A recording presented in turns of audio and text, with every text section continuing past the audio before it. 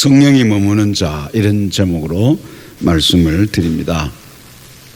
하나님께서는 이스라엘을 약속의 땅 가나안으로 인도하시는 가운데 모세를 들어 사용하셨지만 이제 때가 되매 모세를 데려가고자 하십니다. 모세를 하나님이 가나안 땅까지 인도하지 않으시고 중도에서 데려가시고자 하시는 그 이유는 우리가 민수기서를 통해서 확인해 볼 수가 있는데, 하나님께서 이 모세와 아론이 이스라엘 백성들 앞에서 하나님의 거룩을 드러내지 않았기 때문에, 그래서 모세와 아론을 일찍이 하나님이 데려가십니다. 모세는 자신의 죽음을 예고하신 하나님의 말씀을 그대로 수용하면서 하나님께서 새로운 지도자를 세우셔서 백성들이 목자 없는 양같이 되지 않게 해달라고 하나님 앞에 기도합니다. 그랬더니 하나님께서 이미 예비하신 여호수아를 지명하시면서 그는 영이 머무는 자라고 말씀을 하십니다. 모세는 하나님께서 명령하신 대로 여호수아를 자기의 후계자로 세웁니다. 여호수아는 모세에 비하면 그 권위나 경륜에서 비교 대상이 될 수가 없지만 그는 하나님의 영이 함께하는 사람, 성령의 감동이 충만한 사람이라고 오늘 성경은 우리에게 말씀을 합니다. 하나님의 영이 함께한다라고 하는 말은 곧 성령께서 함께하신다라고 하는 그런 말씀이 아닐 수가 없습니다.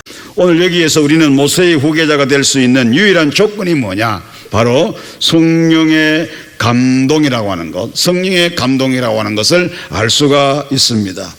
하나님의 일에 매진하고 또 하나님의 일을 함에 있어서 어떠한 능력이나 재능이나 경험이나 또 경륜이나 이런 것들을 우리가 무시할 수는 없겠지만 그것들보다도 우선적으로 갖추고 있어야 할 조건이 뭔가 하면 바로 성령에 감동되어져야 한다라고 하는 것입니다.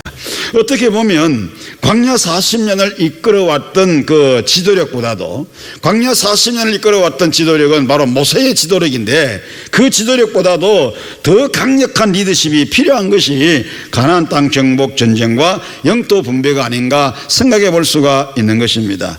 쉽게 생각해서 산다면 모세가 출애굽 시대부터 해가지고 이제 가나안 들어가기 눈앞에까지 그들을 약 40년 동안 인도해 왔는데 정말로 힘들었던 여정 아니겠습니까?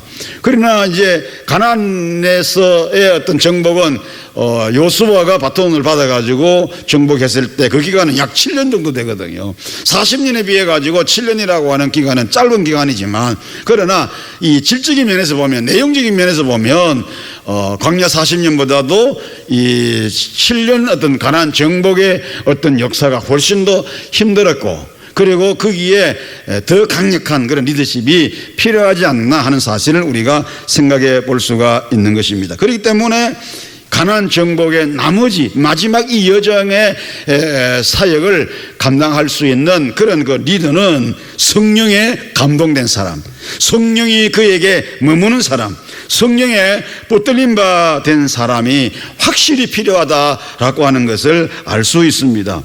성령에 감동되고 성령이 머무는 여호수아를 모세의 후계자로 하나님께서 세워주셨다라고 하는 것입니다.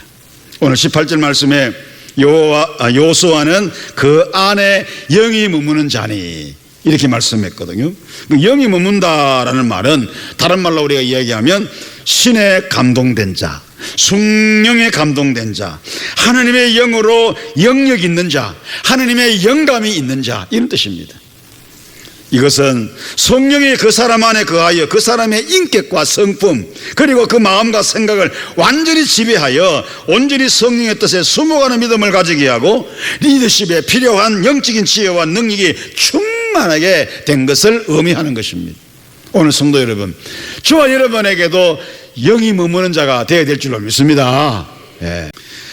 출애굽기에 보면 성막을 지을 때 하나님께서 그 성막을 지을 때 여기에 봉사할 사람을 이제 대표적인 두 사람을 세웠습니다. 부사렐과 오홀리압이라는 사람을 세웠습니다.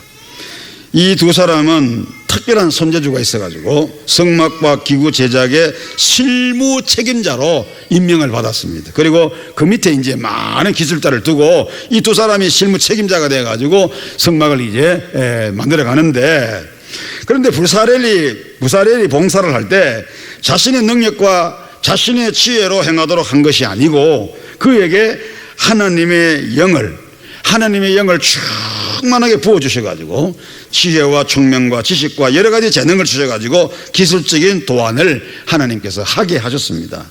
금이나 은이나 놋이나 그리고 보석과 나무 등등 각각 그 재료에 따라 가지고 기술적으로 정교하게 예술적으로 도안해서 조각하게 했습니다.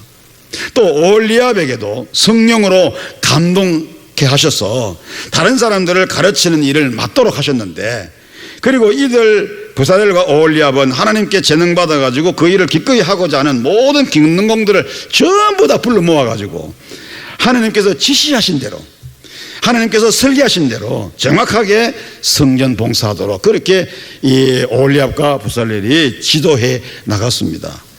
이와 같이 하나님께서는 하나님의 일을 위해 선택받은 사람에게 그 일에 필요한 모든 일들을 감당할 수 있도록 성령으로 감동케 하십니다. 그래서 우리도 하나님의 교회에 일을 할 때 물론 여러분들이 다 재능도 있고 지혜도 있고 실력도 있고 경력도 다 있으나, 그러나 그거 믿고 자랑하거나 그거 믿고 뽐내지 말고 하나님께서 내가 가지고 있는 재능, 하나님께서 내가 가지고 있는 지혜, 내가 가지고 있는 경력, 이런 것들을 우리 하나님께서 성령으로 다 포용을 하셔가지고 성령으로 다 장악하셔가지고 그 성령께서 절대적인 주권을 가지고 이끌어 가시도록 그래서 그 성령님께서 나를 통해서 일하실 때 내가 가지고 있는 지혜, 내가 가지고 있는 능력, 내가 가지고 있는 그 다음에 경력, 이런 것들 전부 다 우리 성령께서 완전히 사용을 하셔가지고 성령께서 친히 하시도록 우리가 다 내어드리고 우리는 거기에 따라